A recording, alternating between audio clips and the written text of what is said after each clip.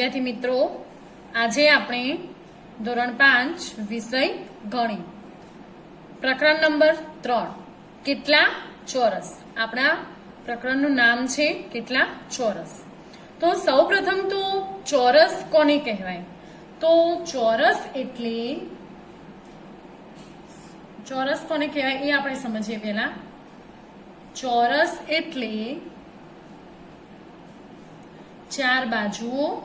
કેટલી બાજુઓ? ચાર બાજુઓ,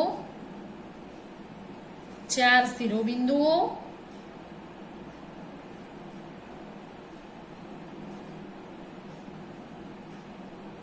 કેટલા શિરોબિંદુ? ચાર શિરોબિંદુઓ, ચાર રેખાખંડો,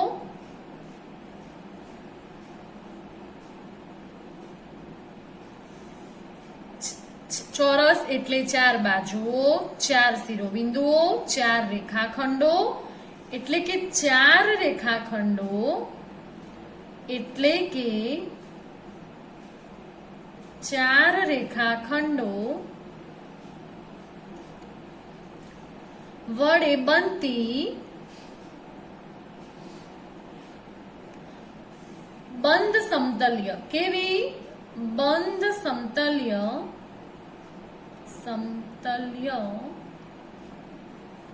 આકૃતિને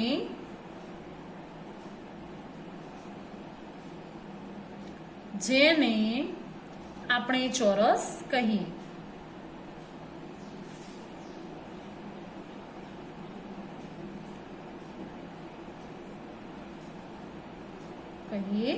છીએ તો ખબર પડી વિદ્યાર્થી મિત્રો. ચોરસ એટલે ચાર બાજુઓ, ચાર શિરોબિંદુઓ, ચાર રેખાખંડો, એટલે કે ચાર રેખાખંડો વડે બનતી બંધ સમતલીય આકૃતિ જેને આપણે ચોરસ કહીએ છીએ. તો હવે સૌપ્રથમ આપણે જોઈએ પરિમિતિ. શું જોઈએ? પરિમિતિ. તો પરિમિતિ કોને કહેવાય? તો કોઈ પણ બંધ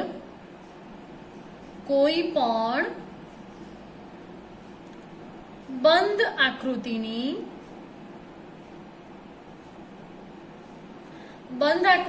બધી બાજુઓના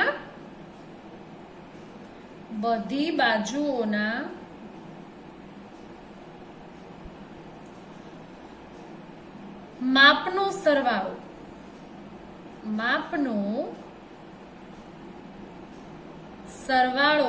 એટલે પરિમિતિ.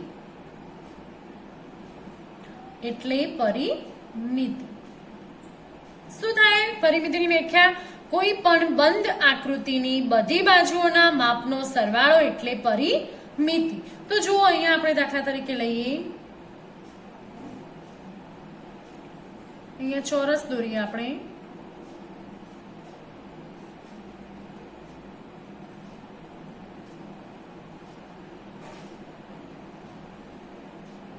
આ આપણું થયું ચોરસ. તો હવે જોઈએ કે ચોરસમાં બધી બાજુઓના માપનો સરવાળો. કેવું? બધી બાજુઓના માપનો સરવાળો. તો અહીં આપણે લઈ લઈએ 2 2 2. તો બધી બાજુઓના માપનો સરવાળો શું થાય? સરખો હોય. બધી બાજુના માપ કેવા હોય? જુઓ સરખા છે. તો એમનો સરવાળો કેટલો થયો? પરિમિતિ બરાબર 8 થશે. કેટલા થશે? 8 થશે. પરિમિતિ બરાબર 8 સેમી.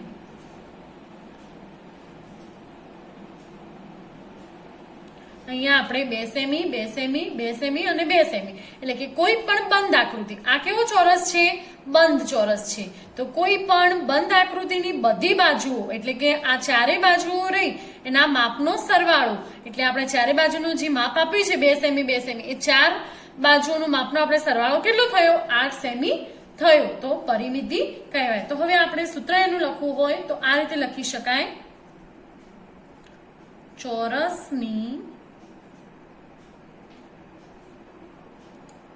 પરિમિતિ બરાબર લંબાઈ વત્તા લંબાઈ વત્તા લંબાઈ વત્તા લંબાઈ. ચારે બાજુ કેવી છે?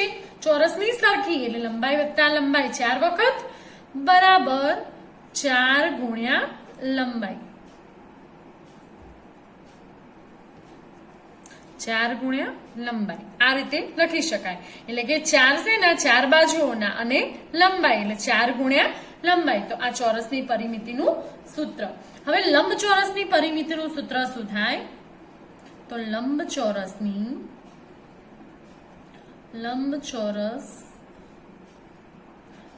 પરિમિતિનું સૂત્ર. લંબચોરસની પરિમિતિ. તો આપણે લંબચોરસ દોરીએ અહીંયા. તો આ આપણું લંબચોરસ. શું છે? આ આપણું લંબચોરસ. આ એની લંબાઈ અને આ એની પહોળાઈ. તો હવે જોઈએ, લંબાઈ પણ 2 અને પહોળાઈ, લંબાઈની બાજુઓ 2 અને પહોળાઈની બાજુઓ પણ 2 છે. તો અહીંયા લખીશું આપણે લંબચોરસની પરિમિતિનું સૂત્ર. લંબાઈ વત્તા પહોળાઈ વત્તા લંબાઈ વત્તા પહોળાઈ. લખી દીધું. તો હવે એનું સૂત્ર આપણે લખીશું 2 ગુણ્યા કૌંસમાં લંબાઈ વત્તા પહોળાઈ. આ એનું સૂત્ર થયું. 2 ગુણ્યા કૌંસમાં લંબાઈ વત્તા પહોળાઈ. આ રીતે લંબચોરસની પરિમિતિનું સૂત્ર. તો હવે મિત્રો પરિમિતિના એકમો કયા છે? તો યાદ રાખજો, પરિમિતિના એકમો. પરિમિતિના એકમો અહીંયા હું લખું છું. તો જુઓ, પરિમિતિના એકમો થશે સેમી.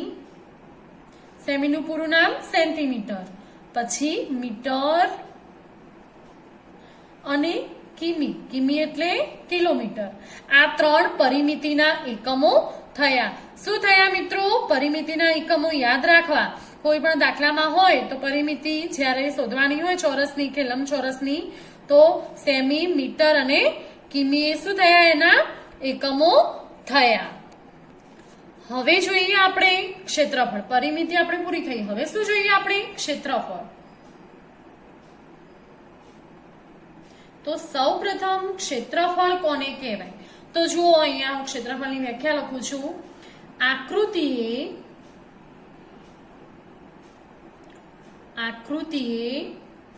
સપાટી પર રોકેલી જગ્યાનું માપ એટલે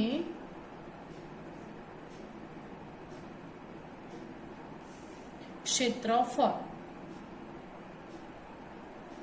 શું થાય મિત્રો? ક્ષેત્રફળની વ્યાખ્યા. આકૃતિએ સપાટી પર રોકેલી જગ્યાનું માપ એટલે ક્ષેત્રફળ. તો હવે જોઈએ આપણે ચોરસનું ક્ષેત્રફળનું સૂત્ર શું થાય? ચોરસનું ક્ષેત્રફળનું સૂત્ર.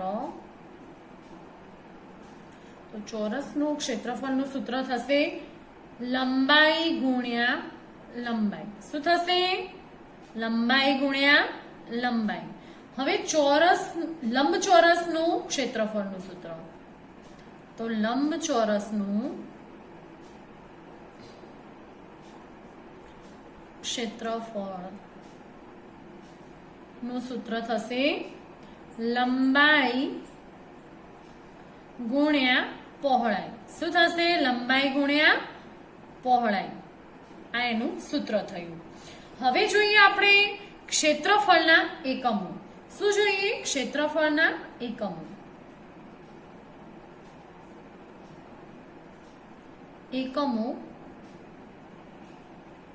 તો ક્ષેત્રફળના એકમો થશે ચોરસ સેમી,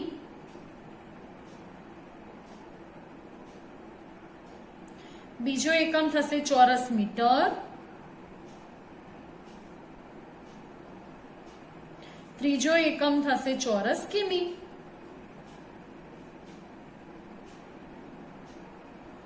આ 3 એના એકમો થયા. શું થયા મિત્રો?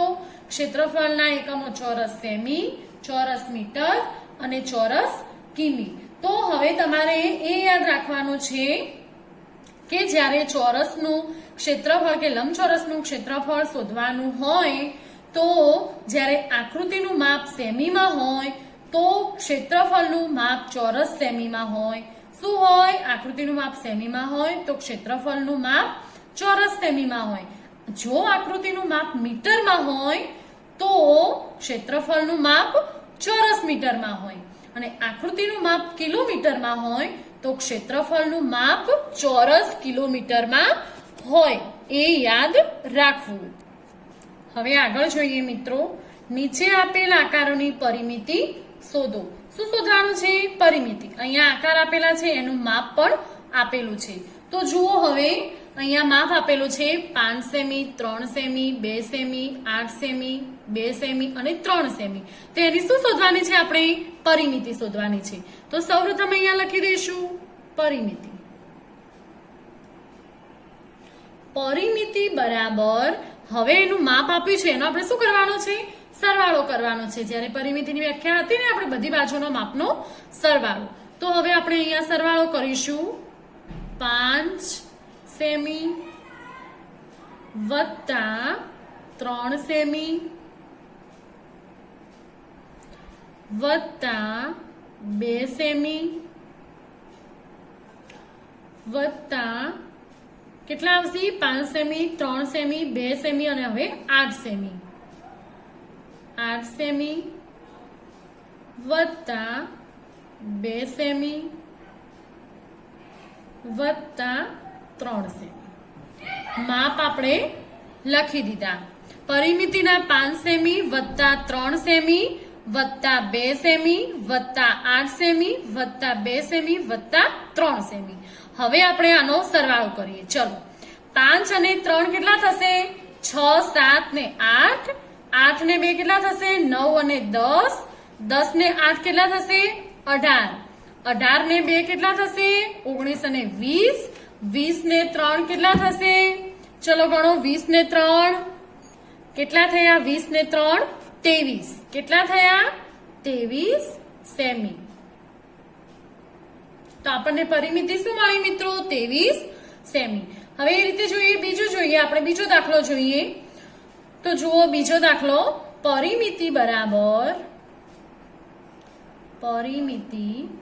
બરાબર લખી દઈશું 14 સેમી વત્તા 2 સેમી વત્તા 6 સેમી વત્તા 6 સેમી વત્તા 8 સેમી વત્તા 8 સેમી બરાબર. હવે કેટલો સરવાળો થશે? જુઓ, 14 અને 2 કેટલા થશે? 15 અને 16.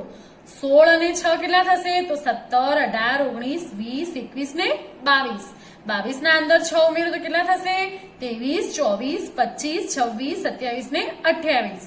28 ના અંદર 8 ઉમેરો તો 29, 30, 31, 32, 33, 34, 35 ને 36. હવે 36 ના અંદર 8 ઉમેરો તો 37, 38, 39, 40, 41, 42, 43 ને 44. તો આપણને પરિમિતિ કેટલી મળી? 44 સેમી. કેટલી મિત્રો પરિમિતિ મળી? 44 સેમી. તો આ રીતે આકારોની પરિમિતિ આપી હોય તો આ રીતે મિત્રો તમારે શોધવી. હવે આપણે આગળ જઈશું. ઉદાહરણ મુજબ ક્ષેત્રફળને અલગ અલગ બે રીતે દર્શાવો. બે રીતે દર્શાવવાનું છે. અહીંયા હું ઉદાહરણ લખું છું. આપણે લખીએ ઉદાહરણ તરીકે 18 ચોરસ સેમી. 18 ચોરસ સેમી. તો ચલો સૌપ્રથમ આપણે એ જોવાનું છે 18 કયા ઘડિયામાં આવે છે. તો એક તો 3 છગ 18 થાય અને બીજા 2 નવા 18 થાય. તો બે રીતે દર્શાવવાનું છે. તો સૌપ્રથમ આપણે દર્શાવીએ તો 3 છગ 18 કેટલા? 3 છગ 18 આપણે દર્શાવીએ તો 3 ગુણ્યા 6 અહીંયા લખી દઈએ. હવે આપણે આ રીતે દર્શાવવાનું છે. તો જુઓ અહીંયા ધ્યાન આપજો.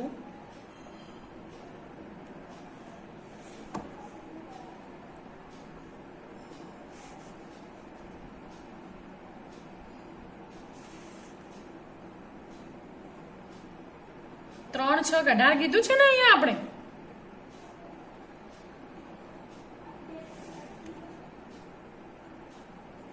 એક, બે, 3, 4, 5 અને 6.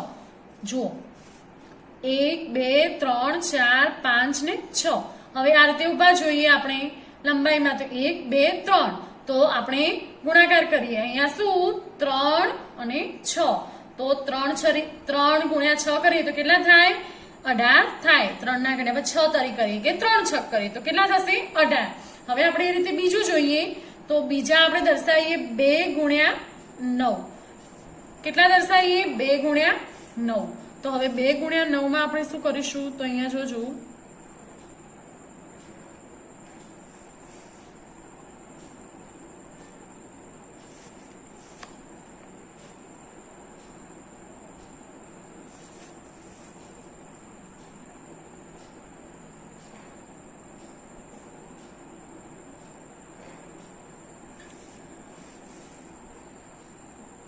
એક 2 3 4 5